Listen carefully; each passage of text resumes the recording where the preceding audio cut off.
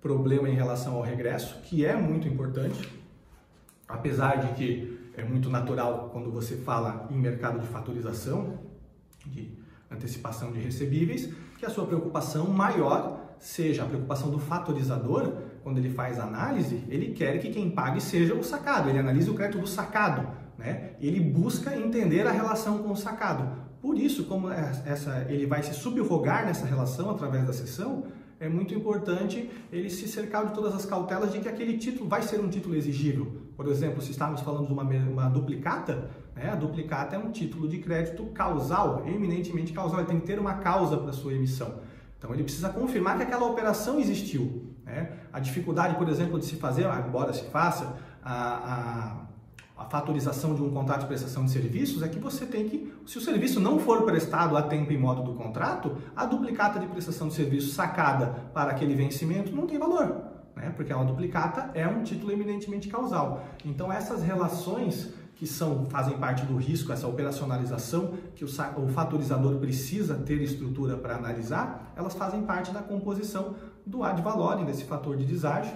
E o mercado se modernizou de certa forma para evitar, tanto para evitar essa discussão sobre a possibilidade de regresso ou não, e muito mais por questões inclusive de planejamento tributário, de organização, e nós temos uma evolução, né, das factorings, a maior parte delas que tenha volume financeiro e operação suficiente, migrou para operações de securitização de recebíveis, que em essência muito parecido, mas a formatação é diversa, né? A securitizadora ela vai ter uma empresa especializada que seja do seu grupo, que preste serviços para fazer essa seleção e critério, né, de escolha de títulos que são os recebíveis, mas não é diferente da fatorizadora que seleciona, escolhe e adquire. É uma empresa que só faz a seleção e gestão de recebíveis, analisa os mesmos, é um consultor, e repassa para uma securitizadora que, através de uma carteira que ela forma de recebíveis futuros, ela mobiliza isso, ela transforma em valores mobiliários, né? E ela se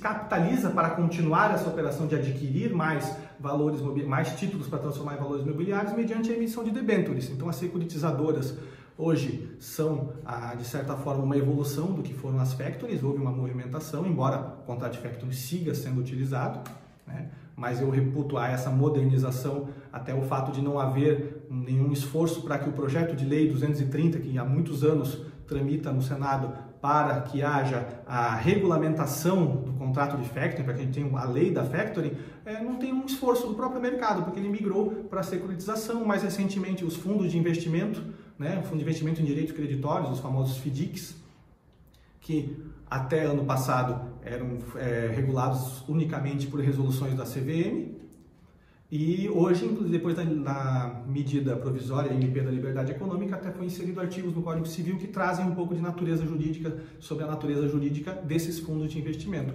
Hoje os FDICs, os fundos de investimento em direitos creditórios, eles têm representado a melhor forma de atuação das empresas que nos anos 80 começaram com o factoring, por exemplo.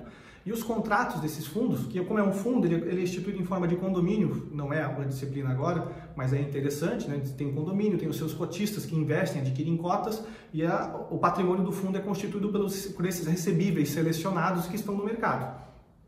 E ficou a parte mais interessante, que talvez seja resultado da semente plantada no passado pela ANFAC junto ao STJ, é a decisão do RESP 1.726.161 de São Paulo. Essa decisão ela é de setembro de 2019, né, do ministro Luiz Felipe Salomão, onde ela traz muito bem a questão de que não há, embora pareça, né, ela coloca até na ementa que a aparente confusão entre factoring e FDIC, ela não é uma confusão que fundamente ou que justifique ao mesmo resultado que se dá em relação à possibilidade de contratar o regresso.